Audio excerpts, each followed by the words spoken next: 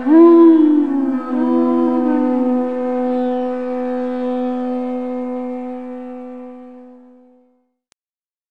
Namo Bhagavate Vasudevaya.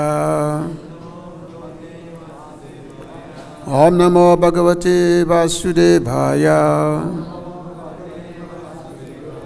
Om Namo Bhagavate Vasudevaya.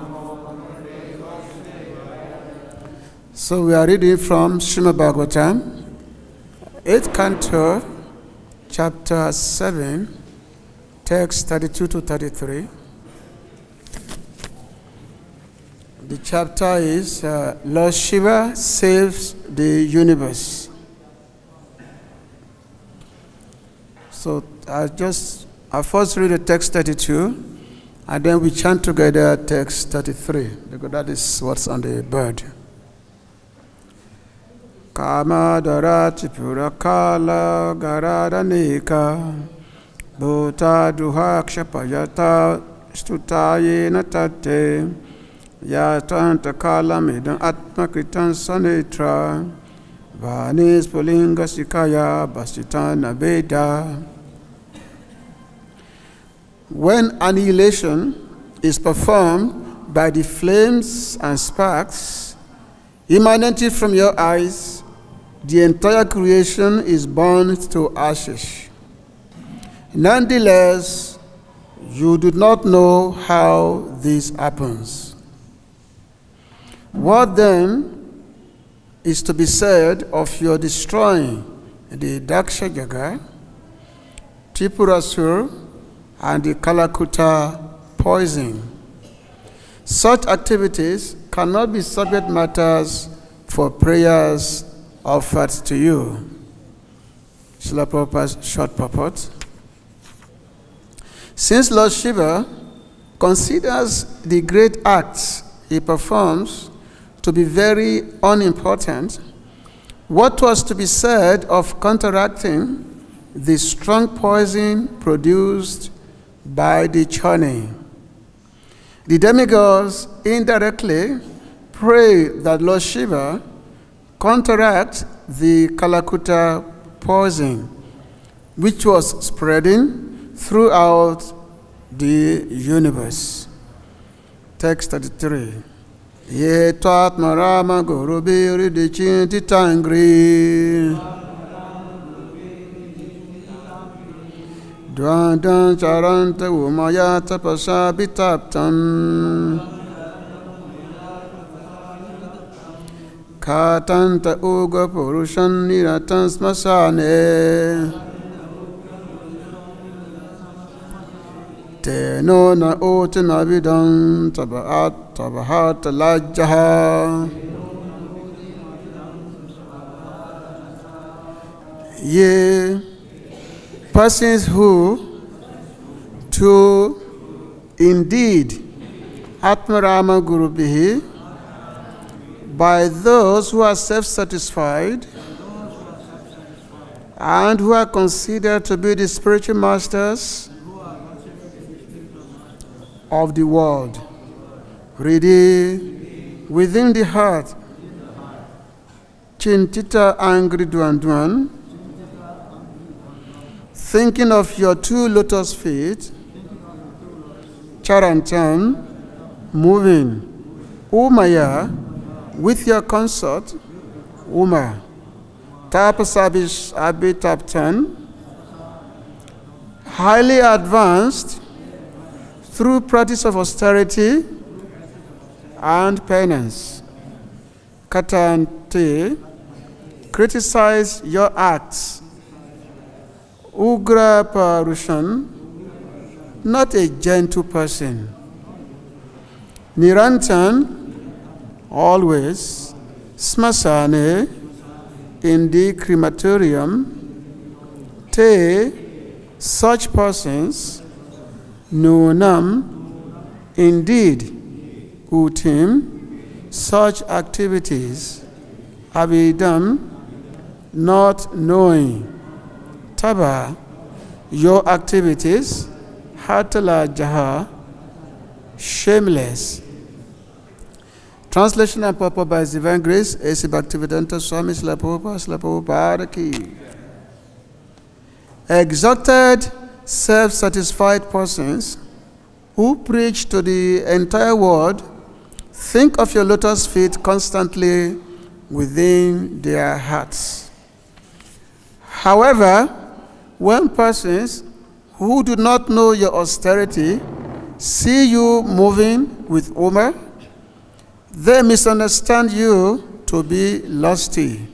Or when they see you wandering in the crematorium, they mistakenly think that you are ferocious and envious. Certainly, they are shameless. They cannot understand your activities. Purport. Lord Shiva is the topmost Vaishnava, Vaishnavadam Yatha Sambhu. It is therefore said, Vaishnavira Kriya Buddha Gena Bhojaya. Even the most intelligent persons cannot understand what a Vaishnava like Lord Shiva is doing or how he is acting. Those who are conquered by lusty desires and anger cannot estimate the glories of Lord Shiva, whose position is always transcendental. In all the activities associated with lusty desires, Lord Shiva is an implement of Atma Ram. Ordinary persons, therefore, should not try to understand Lord Shiva and his activities. One who tries to criticize the activities of Lord Shiva is shameless. Gurave Gurachandaya, Aridikaya Tadalaye, Krishnaya Krishna Bhaktaya, Tabhaktayo Namo Namaha, Agantimandasha, Ganaganan Salakaya, Tasmitayina Tasma Shri Gurave Namaha. Vanchaka Patrabhyas Cha Kripasin Vivacha Patita Nam Pavana Bhivashnabhyo Namo Namaha. Exalted, self-satisfied persons who preach to the entire world think of your lotus feet constantly within their hearts. However, when persons who do not know your austerity see you moving with humor, they misunderstand you to be lusty. Or when they see you wandering in the crematorium, they mistakenly think that you are ferocious and envious. Certainly, they are shameless. They cannot understand your activities. So I thank everyone for being here at the Srimad Bhagavatam class. Even though it's kind of cold, but you all overcome that by being present. So, of course, when it comes to Krishna Katha, when it comes to hearing Krishna Katha, especially when it comes to hearing Srimad Bhagavatam, there is no consideration of weather factor, either hot or cold or whatever. Because Sukadev Goswami, he spoke Bhagavatam for 7 days and for 7 nights to Parikshit Maharaj and all the great sages. And because they were all hearing this nectarian katha of Krishna, nobody feel any bodily necessities. Day and night they were all listening. Nobody feel any kind of tiredness. Why? Because they are relishing hearing Krishna katha, hearing about Krishna. And especially when it's coming from a pure devotee of Krishna, a dear devotee of Krishna like Sukadev Goswami. Normally, when we want something from a great person, we have to, glorify that person. We make some glorification of that particular person so that we can get his favor. We can get the favor of the person. So here, the demigods, they are making a lot of prayers to Lord Shiva because a big mess has been created. There's a churning of the ocean of milk. During the churning, poison came out. And this poison was going all over the places. So the demigods and demons, they were all running helter-skelter, trying to find out the solution to this problem. And then, of course, when they approached Lord Brahma said, well, the only person that can help you is Lord Shiva. So you better go to him and make a plea to him. If you have been traveling, there's a country, Thailand. Anybody has been to Thailand? Here, Thailand?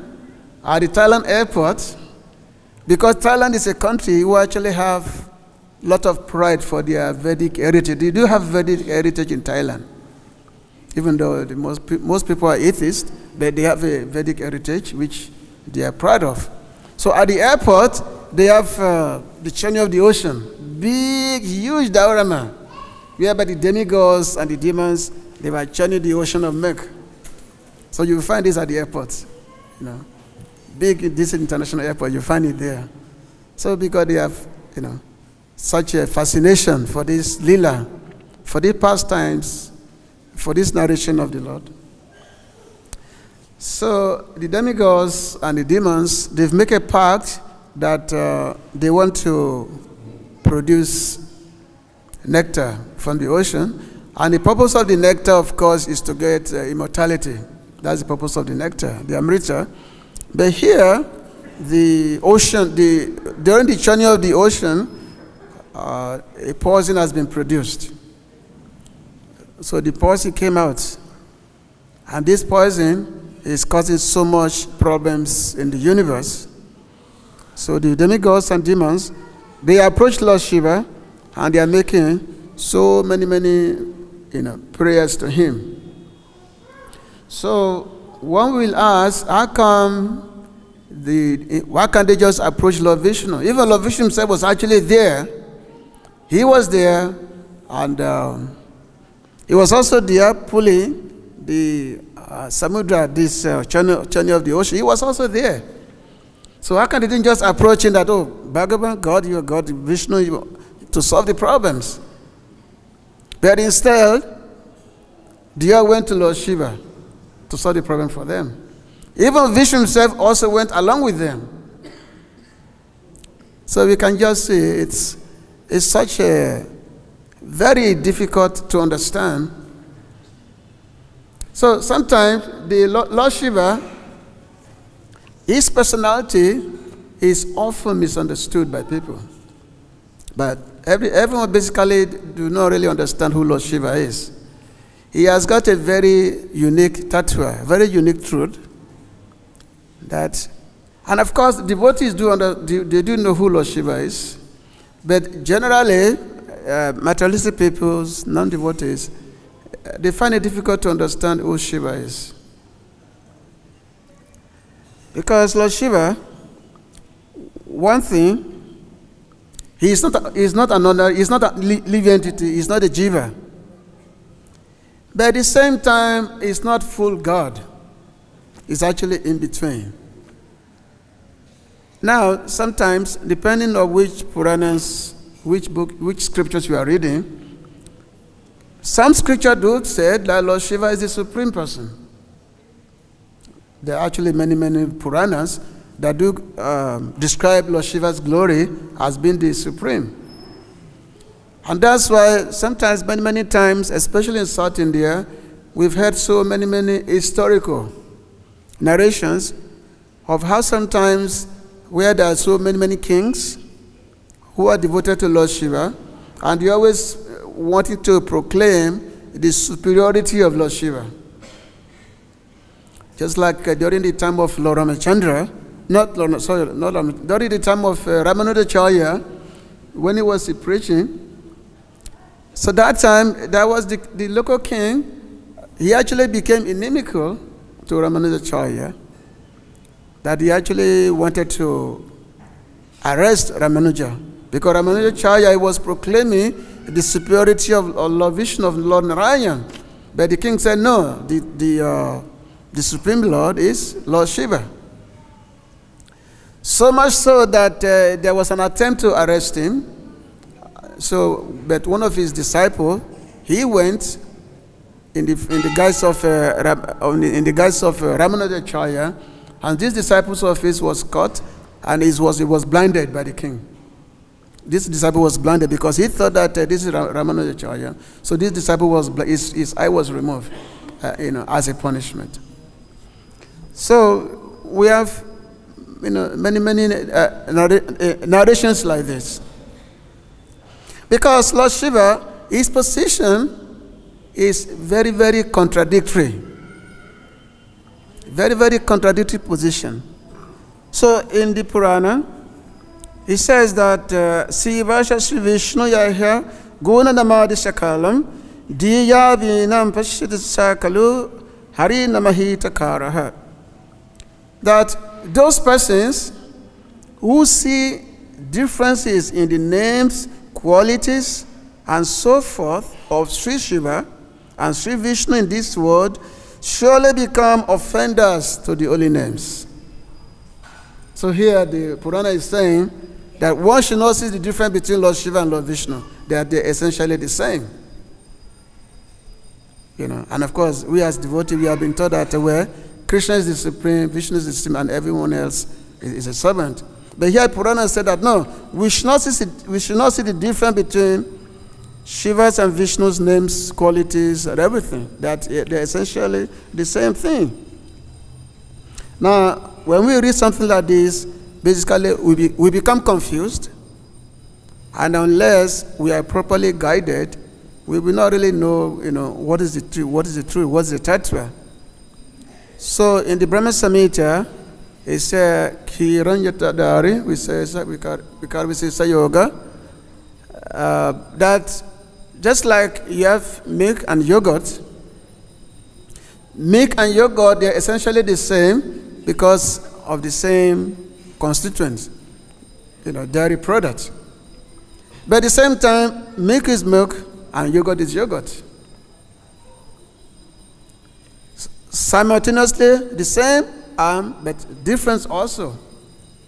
So Lord Shiva is like yogurt, and Lord Vishnu is like milk.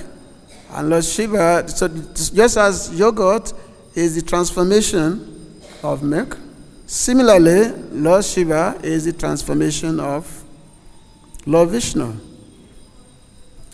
In reality, Lord Krishna or Krishna or Vishnu do not interact with the material world, do not make any contact with the material world. But at the same time, material world need to be created, need to be produced, and need to be maintained for some time. So when the Lord wants to make contact with the material energy, so he becomes Shiva. So he becomes Lord Shiva in order to make contact with the material energy. So that's why Lord Shiva is described as being the father of material nature. Like he's the father. And his wife, Parvati, Uma, she's the mother. So which means he's responsible for the generation, for the maintenance, for annihilation of all the living entities in the material world.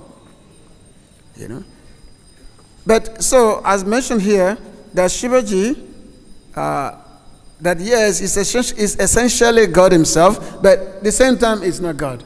We just have to understand this analysis of yogurt and milk. We just have to understand it. So it's always a very complex tattva, with very complex understanding to know the real nature, nature of Lord Shiva. But as a Prabhupada mentioned in this purport here, whereby it says Vaishnava Nanyata Sambhu, that Lord Shiva is his greatest devotee, even though he's called Mahadev. Mahadev means the greatest God. He is the God of all gods. That's why it's called Mahadev. His position is above Lord Brahma. Now, any living entities can become Lord Brahma. It mentioned that if your living entity performs pious acts for 100 lifetimes, such a person may be elevated to the position of Lord Brahma. However, no one can ever become Lord Shiva. because Lord Shiva is not a Jiva, is not in the category of Jiva Tattva. Lord Brahma is in the category of Jiva Tattva, but Lord Shiva is not. He is more or less in the category of Vishnu Tattva. Like in his book, in the Bhagavad-Gita, Srila Sanatana Goswami actually expanded on the understanding of Lord Shiva is. And in many places he wrote that, that Lord Shiva is in the category of Vishnu Tattva, not Jiva Tattva. So which means he is not Jiva Tattva, he is not a Shakti Tattva, he is within the Tattva of Vishnu Tattva. But at the same time, he is the topmost devotee of the Lord. So this is one of the unique understanding. Just like Lord Vishnu, Mahavishnu, he's Krishna's transformation. He's Krishna himself. The Lord expanded himself as Mahavishnu. But at the same time, Mahavishnu see himself as a devotee of Lord Krishna. We know that when Mahaprabhu was performing his pastimes, Advaita Acharya was the incarnation of Mahavishnu. But he always sees himself as a servant of the Lord. He always sees himself as a servant of Chaitanya Mahaprabhu. Even though Mahaprabhu himself does not like to be seen as such, but still Advaita Acharya always sees himself as a servant of the Lord. He said that Ekale Ishwara Krishna Arasabha Bhritya, that there's only one controller and everyone else is a servant. But we have to understand the different categories of various personalities. We have to understand that. So here, the demigods, they were churning the ocean, and these problems came, whereby the poison was produced. So the poison came out, and this poison was going all over the places, and only Lord Brahma could come to the rescue. So they were praying, and this prayer, so they said that in text 33 of this verse, they said that Kama Dhara Tripura Kala Garadyaneka Bruta Druha Kshapayata Stutaye Natate Yatva Anta Kalaidam Atma Kritans Sanitra Banis Pulinga Sikaya Bashita Nabeda. So they say, when annihilation is performed by the flames and sparks emanating from your eyes, the entire creation is burned to ashes. Nonetheless, you do not know how this happens. What then is to be said of your destroying the Daksha Yaga, Tipurasul, and the Kalakuta poison? Such activities cannot be subject matters for prayers offered to you. So the demigod, you are saying that, Lord Shiva, you've performed so many activities. Because by you alone, the destruction takes place. At the end of universal manifestation, the Lord Shiva produced he produced fire from his eyes at the end of universal manifestation, whereby from the fire coming from his eye, the whole universe is burned to ashes. But he's saying here that even though such activities was taking place, Lord Shiva, you don't even know that this is even happening. He was not even aware that this is happening. So even though you are not aware that this is happening, still, so what is this? So all these so many insignificant activities of yours, such as when Lord Shiva destroyed the Daksha Jaga, when he destroyed it, as we read by Bhagavatam in the 6th canto, whereby Daksha became very offensive to Lord Shiva, and then his sacrifice, so everything was destroyed. So in this commentary to this verse we are reading, Srila Vishnu Chakravarti has said, he said, it is not difficult for you to destroy the poison that is now present.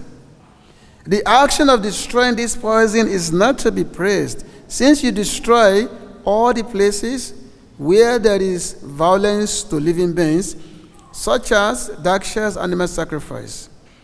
This is too insignificant. Kala and Gara were two demons that Shiva killed, but also this refers to the poison. It is mentioned in the past tense to express the fact that it is necessary to destroy.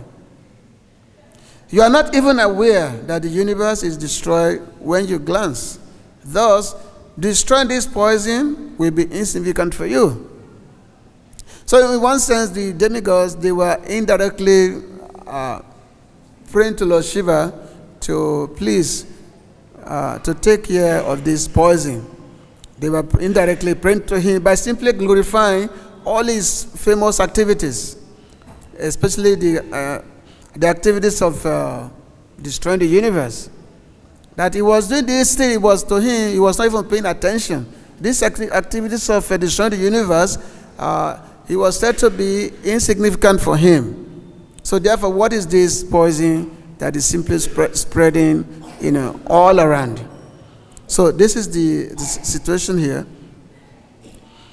Now, some of the things that we know is that because Lord Shiva is the greatest Vaishnava, so being the greatest Vaishnava, he's always aware of the need to protect the living entities. He actually has such a need. He's always feeling it. As mentioned, that the Vaishnava Kripa, a Vaishnava is always very merciful to the living entities, and a Vaishnava is the one that does not like to see the suffering of the living entities. So therefore, Lord Shiva is actually, he always sees himself the need to protect all the living entities. So therefore, the demigods, they pray to him because they know that he's the only one who is able to give this protection.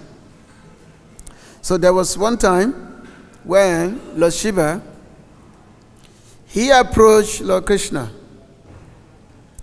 He approached Lord Krishna and asked him for a benediction. What the benediction which Lord Shiva was asking Lord Krishna is that he said, I want to be more worshipped than you. He said, my dear Lord, give me a benediction that I'll be more worshipped than you. This is the benediction that Lord Shiva asked for. He wants to be more worshipped than Lord Krishna. So the Lord granted him the wish. He said, okay, Tatastu. But on asking Lord Shiva that how come you want to be more worshipped than Lord Krishna? After a devotee, he wants to worship his Lord. And also want to give all glory. He wants to direct everyone to worship his Lord. But here Lord Shiva is asking Lord Krishna that he wants to be worshipped than Lord Krishna himself. You see? So this is very, tough analogy. That how come Lord Shiva is asking Lord Krishna to be more worshipped? But the thing is, because the reason that Lord Shiva sees that most living entities who said they want to worship the Lord, they are not sincere. People are not really sincere because when people say, okay, they want to render bhakti, they always have different motivation. There's always to find a pure bhakti is very difficult. Everyone wants something from the Lord. Okay, I'm rendering some service, but I need to get this. So we put so many conditions to all the service that we are rendering. So this is the general mentality of the people, that most people are not really sincere in their attempt to try to worship the Lord. So therefore, Lord Shiva said, let all those people worship me. Because if they worship me, then they will get the required guidance. They will get the required benediction to eventually come to be able to attain the Lord. Otherwise, it's not possible. And the Lord himself, he actually desired it. He said, Mad Bhakta Puja Bidika. He said that I prefer someone to worship my devotees than to worship me myself. Because if we worship the devotees of the Lord, we actually get best benefit. We get the highest perfection if you worship the devotees of the Lord. Whereas if we worship the Lord himself directly, we may or may not get perfection. There is a text. There is one particular sloka,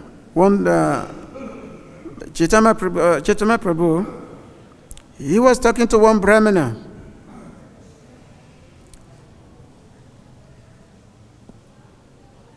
Let's see.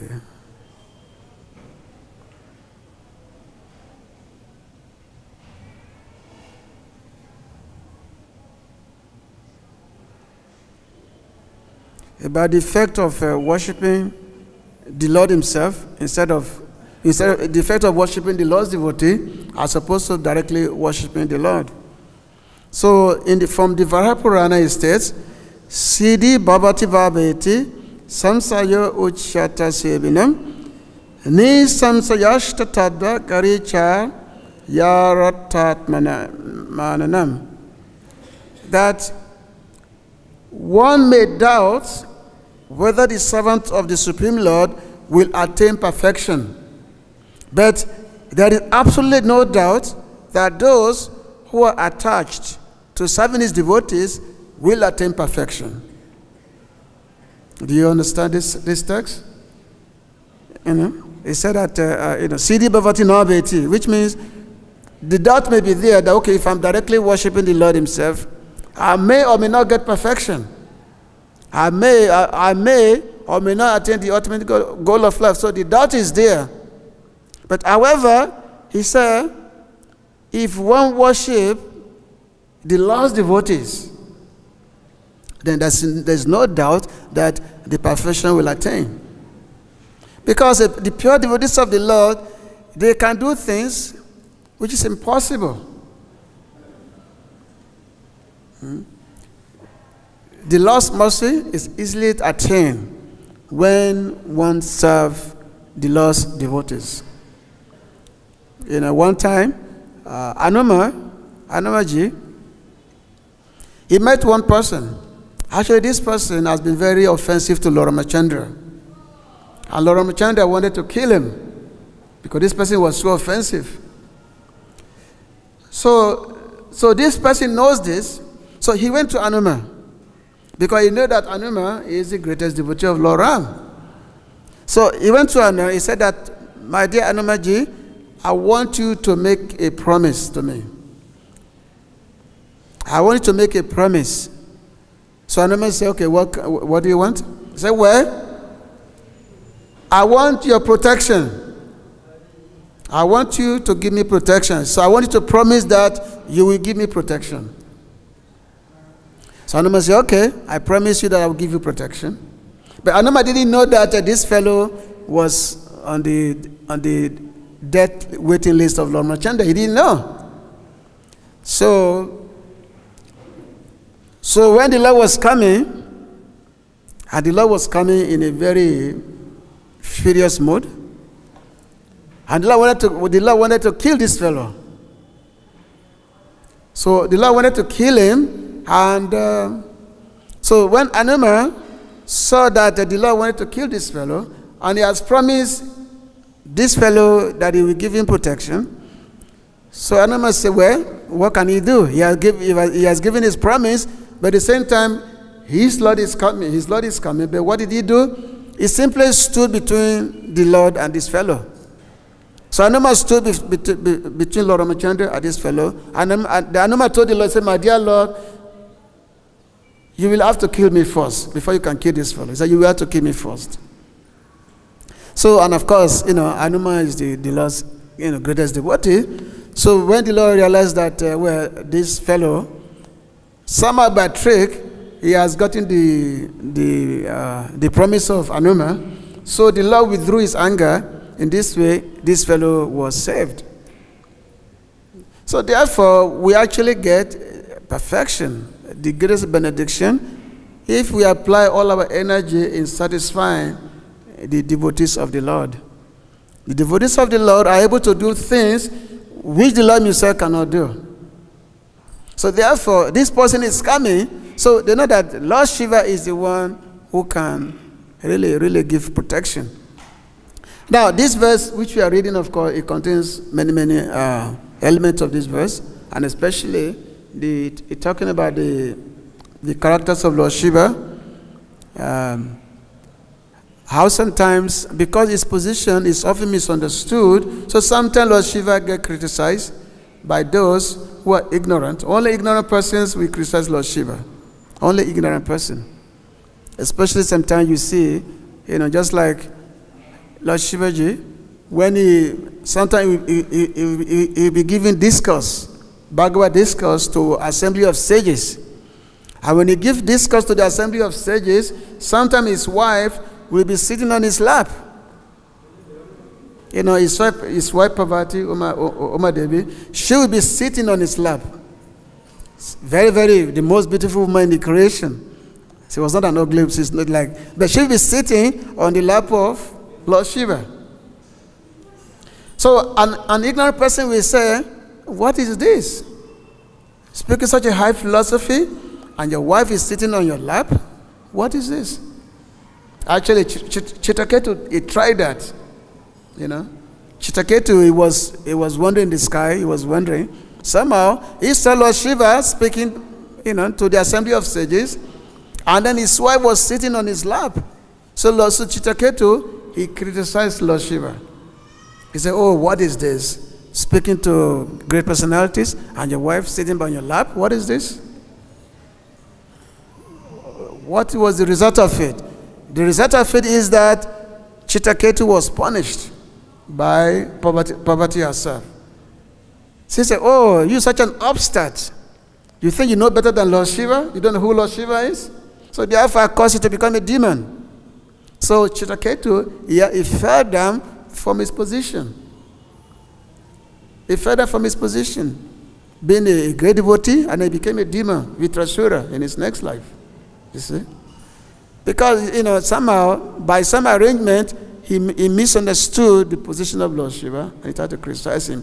The same Lord Shiva, who people think maybe is lost, but the same Lord Shiva is meditated upon by self-satisfied personalities, because by the Atmarams. Atmaram means those who are completely self-realized.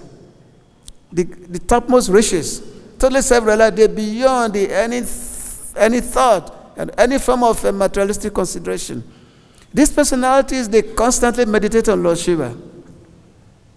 So because they know better.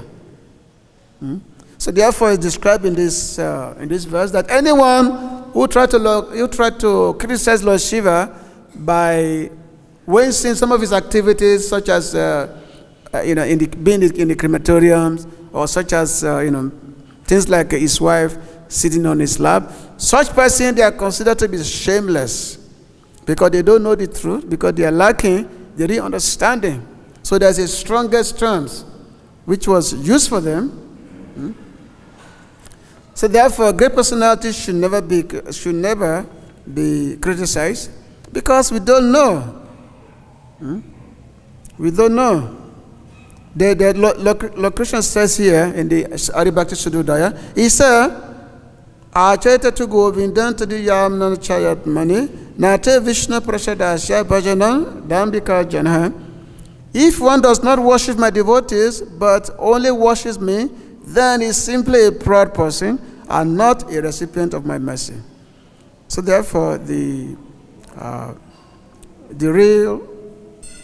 our real prospect in life is to see ourselves as being the servant of the Lord. So Lord Shiva, his position is not ordinary position. Because we know that even sometimes the Lord himself worshiped Lord Shiva. Just like when Lord Ramachandra was fighting, when he was about to go to Sri Lanka to fight Ravana, what did he do? he prayed to Lord Shiva. He meditated upon Lord Shiva to assist him in fighting against Ravana, because the Lord needed to cross the ocean. And then, of course, Lord Shiva came and then did what is necessary. And many places whereby we find the Lord himself praying for the benediction of Lord Shiva. So we can see this is actually very, very difficult to understand. And that's why sometimes it's mentioned that trying to know the truth about Lord Shiva is the most difficult. It's the most difficult in trying to know the truth of Lord Shiva. Difficult. It's not an easy understanding. So, and of course, according to the Bhakti Sastra, Lord Shiva is the topmost devotee, and Lord Shiva is able to give liberation, and is able to award bhakti to the devotees. Actually, Lord Shiva is actually very, very merciful to the Lord's devotee. So you see, when you see Lord Shiva, he's always, wearing the, he doesn't wear garland, he wears skulls. And also on his head, instead of flowers, he has snakes on his head. Snakes. Tough snakes. Snakes, then trident. So it's actually very, very fearsome. But, so Lord Shiva, he has all these things because he doesn't want materialistic people to have a direct approach to him. Yes, he gives them benediction because they all pray to him for some material benediction, for material success. So Lord Shiva easily gives them because he doesn't want these people around. Even though they come to worship, but he doesn't want them around. So that's why he has his snake. So now you cannot come near him. But devotees is different. The Lord Shiva is always with the devotees. He does kirtan, everything with the devotees. So the devotee are his favorite, not his so-called devotees. They are not his favorite. So so we will find all these descriptions throughout the scriptures. So I'm going to stop here. If anyone have any question or comments to make? Hare Krishna. Yeah. Can somebody? Okay, just a second.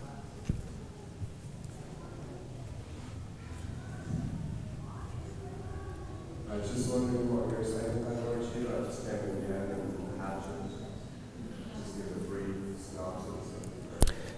Here I was saying that Lord Shiva is a great personality. His position is almost as God, but at the same time he's not God, but it's almost as the Supreme Lord himself, Lord Shiva. He's not an ordinary living entity. He's almost like God. Almost like God. Like full means like almost like the Supreme Lord as his position. So we have personalities like Lord Brahma. So Indra, anybody can become Brahma if you have enough piety. But you can never become Lord Shiva. Just as you can never become Lord Krishna.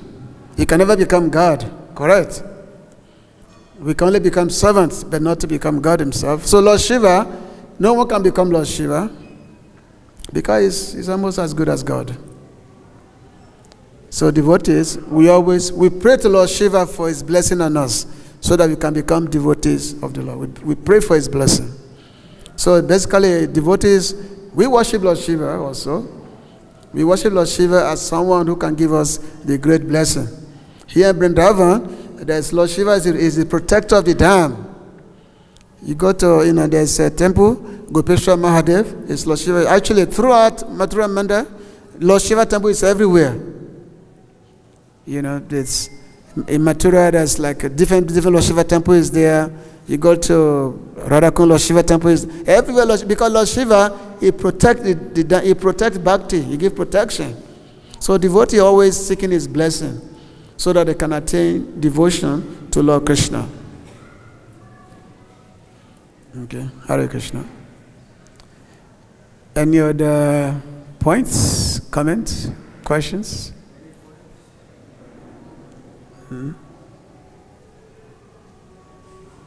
Somebody? Anybody? Oh.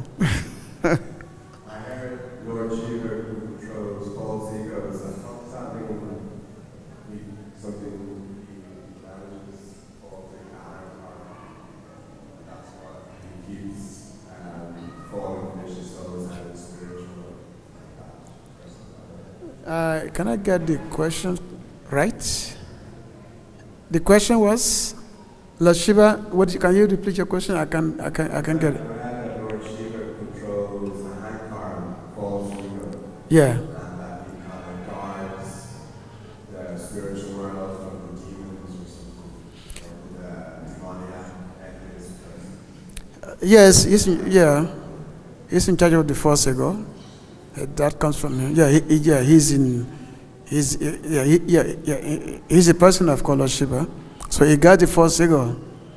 Because every element, there is a personality behind them. So Lord Shiva is the deity of the false ego, Ahankara. Now there is a false ego. There is also the real ego. The real ego is that I'm Krishna Das, servant of Krishna. So because Lord Shiva guards the Ahankara, so which means we can become devotee of Krishna by the mercy of Lord Shiva. Okay. Yeah. Okay. Anyway, thank you very much for coming. Srila Prabhupada ki, Granth Rashmi Bhagavatam ki, Go Pimanande.